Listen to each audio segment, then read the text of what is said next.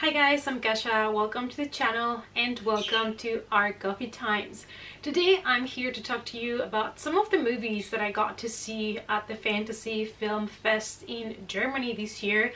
I have been very lucky that I was invited to go and that it could even take place this year, because we all know that this year has not been the best when it comes to festivals and releases and things like that. So I am extremely grateful that I was able to go and watch these movies, and I had a movie marathon. So I ended up watching 20 out of the 21 films that they were showing. I only missed one Saturday night because it was really late and I don't live in the area, so I decided to go home so that I could be fit for the next day.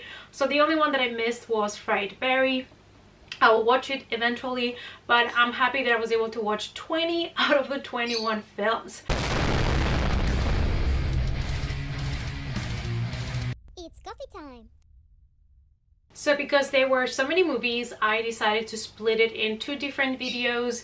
Here today I am going to talk about the 10 movies that were more purely horror, and in my other video I will be talking about the ones that were not purely horror, but some of them still were very violent and they had dark topics, so it's definitely worth to check those out as well. That's also one of the things I really love about this festival, that you get to see so many different genres and I get to see movies that maybe I would have not per se picked up to watch. So it is great as an experience, and most of the movies that I'm gonna be talking to you about are all 2020 releases. I think there are only one or two there from 2019, so that is also great for you guys if you want to check some new movies. So before we go into the 10 horror movies, if you love horror, if you love movies in general, please consider subscribing to the channel and also click the notification bell so you don't miss any more coffee times. Alright, so let's get to it, you guys. So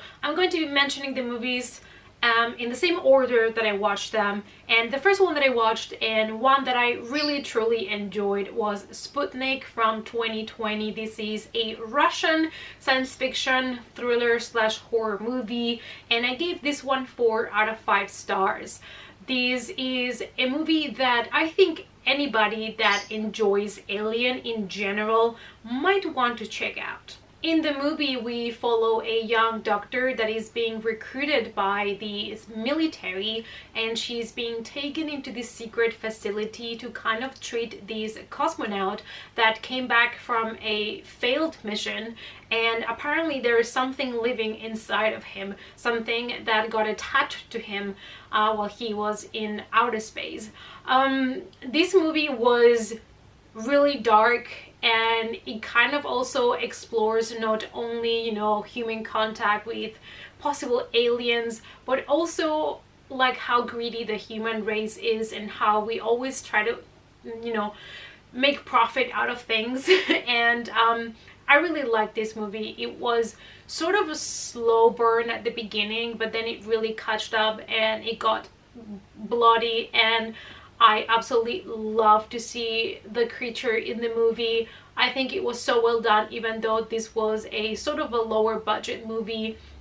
I think if you like atmospheric sci-fi horror, you're definitely going to get a lot out of this movie, and it did have a kind of like fresh and twisty ending that I absolutely loved, and it is a movie that I would definitely rewatch. Next we have Slacks from 2020. This is a Canadian horror comedy, and I gave this one only 2.5 out of 5, and the reason being is that this is a silly comedy, and I did appreciate the social commentary behind the movie. And I also appreciated that the movie was only 77 minutes long. I think it's completely fair. You cannot stretch the plot of this movie more than that, to be honest. And it was a lot of fun.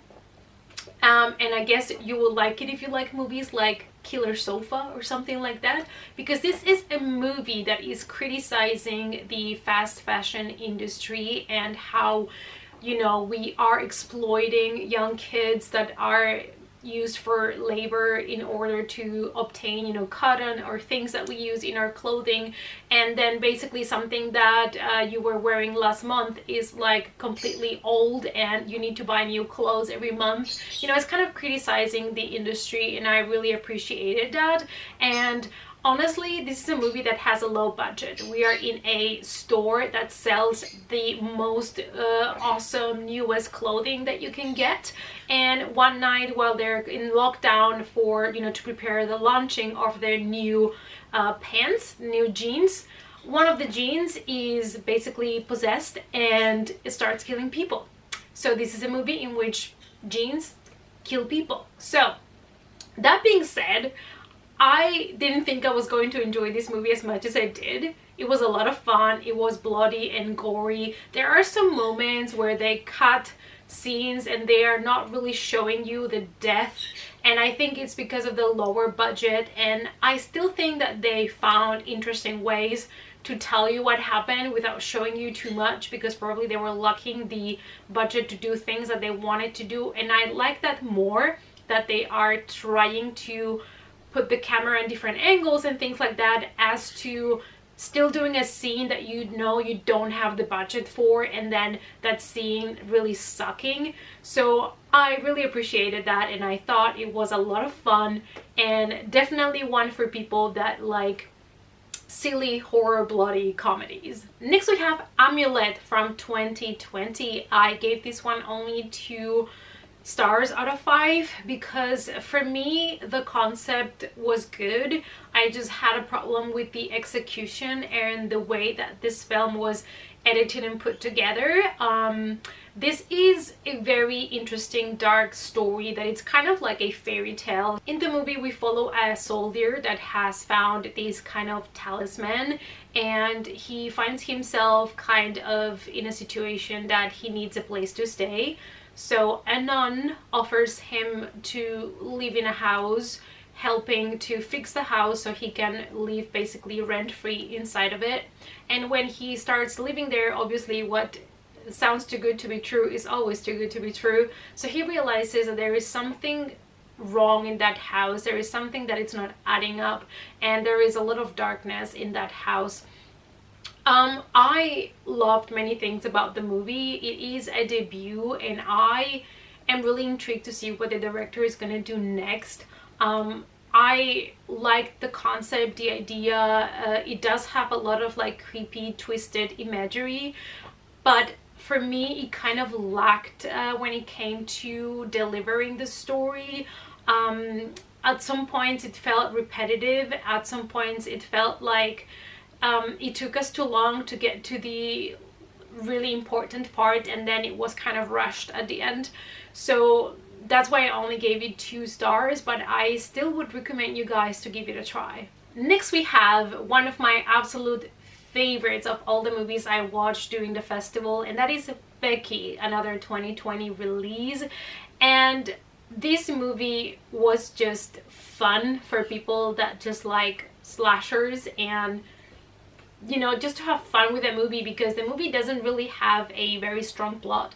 It doesn't really have a lot of character background development or anything like that. It is just there for pure enjoyment. It is very simple but yet so effective, and I really enjoyed it. We have Kevin James playing the villain in the story, and then we have Becky, our little girl. She's only 13, and she gets herself in a situation where there is a home invasion, and she needs to save her family from the villains that are keeping them hostage inside of the house. So this is kind of like Home Alone, but make it horror, and it was just funny. It was silly at times, but the humor worked so well, and it's very gory and intense, and I absolutely loved it. And this 13-year-old is someone you don't want to mess with, and she was amazing in the movie. Then I also rewatched Relic. I had previously watched the movie. I even uploaded my spoiler-free movie review. I'm gonna leave the link up there for you guys in case you want to check it out. So it is a movie that I think when you watch it for a second time, that's when you see all of those little details and things that were hinting you to the end. Next we have Possessor from 2020, directed by Brandon Cronenberg, and this is a science fiction combined with horror. I really loved the concept of this movie. I gave it a 3 out of 5, and I just felt like the first act was so strong and then it started to lag a little bit for me, but the ending was definitely really strong as well. This is a movie about a company who is using brain implant technology to take over other people's bodies in order to commit assassinations, to commit murder, in order to benefit the company, basically. So it kind of also plays with the questions of, are we just, like our bodies, are we just kind of puppets to certain organizations, to certain experiments? There is a lot of ideas that they kind of introduced, but then they were never further explored in the movie. So I think that's why it dragged for me a little bit towards the middle. But it's definitely a movie that I would recommend everybody to watch. It was a very interesting trip. So especially for people that like science fiction, that it tends to be a little bit more psychedelic, I would definitely recommend you to check this one out. The next one is a movie for people that just want to have a good time. And that is PG, which is Psycho Gourmet, a 2020 horror comedy from Canada. And when I saw the trailer, my first thought is this is Power Rangers on LSD, but make it horror. And that is exactly how I would pitch this movie to you guys, and it was just that. Like, if you go into this movie just expecting something silly and funny, then you're gonna enjoy it. I just thought it was a really good time. Would I rewatch it? Probably not. Maybe if I meet up with friends and we just want something to have a good laugh. But I just think that the humor worked really well. It is about two siblings that while they're playing in their backyard, they kind of discover this amulet buried on the ground, and with that amulet they can summon and give orders to this being from another planet that has specific powers, and it was just hilarious, to be honest. Don't expect anything serious at all. The parents from these kids, that's so unrealistic, the way that they react and the way that they deal with things. Like, that's not how it works. Okay, but like I said, it was just a lot of fun. Next we have Daniel Isn't Real from 2019. This is kind of like a psychological thriller slash horror, and I think it's from 2019. This one I gave also 3 stars, and it's kind of like showing you a little bit the sad part about mental illness. It has to do with mental illness and how our main character and the people surrounding him are being affected by it, but taking it kind of to the next level and including some horror into it. This movie, the beginning was really strong, and I feel like at the end it got a little bit, the quality got lowered down due to some kind of special effects and some things that were introduced into the movie. I think, you know, it lost a little bit the impact for me on the second half. It is about Luke. When Luke was a kid and his parents were about to divorce, he made a new friend called Daniel, and it was an imaginary friend that only he could see, and he had forgotten about Daniel until years later he comes back to hunt him. And you get to see the character, you know, dealing with this imaginary friend coming back into his life, and the characters in this movie are being pushed to do things that they would never do without having this mental condition. And like I said, it's really interesting. I really like the concept. The first part of the movie was really strong, but the ending was not as satisfying as I would have hoped for. Moving on to Get the Hell Out from 2020. This is a Taiwanese film, and this is the one that I rated the lowest. I gave this one only 1.5 out of 5 because this movie was too long for what the movie wanted to be. We have a way too long introduction to a plot that is not even important for the movie. This is basically politics in Taiwan and a zombie virus outbreak that happens inside of the parliament. So I just think that we would have needed a shorter introduction until the zombie apocalypse really happens. And the problem that I had was also that when the outbreak happens and we start to see the zombies and we start to see people fighting for their lives, it becomes too repetitive too soon. And the jokes become the same joke over and over and over again. And honestly, I was tired of the same thing. Like, I was sitting there, this is the only movie of the festival that I was sitting and I was like, I just wanted to finish. Because it didn't make much sense to me, you know, like this movie didn't need to be this long and this repetitive to bring the point across that they wanted to bring. And you know, the humor was fine, but it was fine for the first like 20 minutes, and after that, if you're just telling me the same joke over and over again, at some point it's not going to be funny anymore. So sadly, that is what happened with this movie. But it might be just me.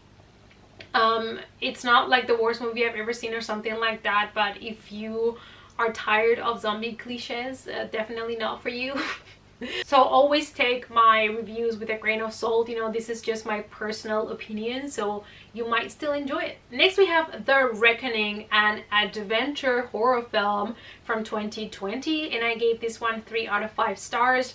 I think I enjoyed this movie more than the general public. I think a lot of other people were kind of disappointed with the movie. We have here in this movie represented the plague in England, as well as the witch hunts. So we're following a woman that has lost her husband to the plague, and she's now being accused of being a witch. So she is being now put to trial, and it is a hard pill to swallow at times, this movie, because everything that our main character has to go through once she's accused of being a witch is very intense, and there were moments where I'm pretty sure nobody wanted to watch on that screen because it was very intense and it was bloody. What I like about the movie is that we get a very strong female role, and we get to see her fight and not give up. And honestly, it's really terrifying to think that all of these things were actually happening to women back in the day. So for me, it was a really interesting movie. Was it perfect? No, but I thought that the end of the movie and when we really get to see her fight back, it is so worth it. So I would still recommend you guys to check it out. Alright, you guys, we made it to the end, and the last movie that I have to talk to you about is actually the movie that closed the Fantasy Film Fest, and we were told this was a world premiere of the movie. So we were really excited about it, and that is Bloody Hell from 2020. This is an Australian movie. I gave it 4 out of 5 stars, and I really enjoyed this movie. This is kind of horror with some comedy added to it, and it's one of those where the humor merges so well with the horror that it works. Our main character is a guy that in his country is believed by some to be a hero, and others believe him to be a villain, and he is attracting a lot of media attention, and he decides to go somewhere else for a holiday where nobody knows him. So he takes a plane and decides to go to Finland, and that is why he ends up in some family's basement. That's right. And so he has from there to kind of fight for his life and for survival. That's all I'm gonna be telling you. You can see these on the trailer already. But this movie was just weird and fun and bloody, and it really did pay off. The ending was amazing. I absolutely loved it. It's one of those movies that it's twisted to the next level and that it's going to be surprising at times. So if you're looking for some fun comedy kind of slasher movie, this will be something you want to check out this year. And there you have it, you guys. These are the 10 horror movies that I watched at the Fantasy Film Fest. I hope that you enjoyed this video. Let me know down below if you have been able to check out any of these movies or if you're interested in any of them at all. Let's talk about the movies in the comments down below. Thanks so much for watching, you guys. Please give the video a big thumbs up for support, and if you want to follow me on the social media, the links as always are down below, and I hope to see you all in the next coffee time. Bye!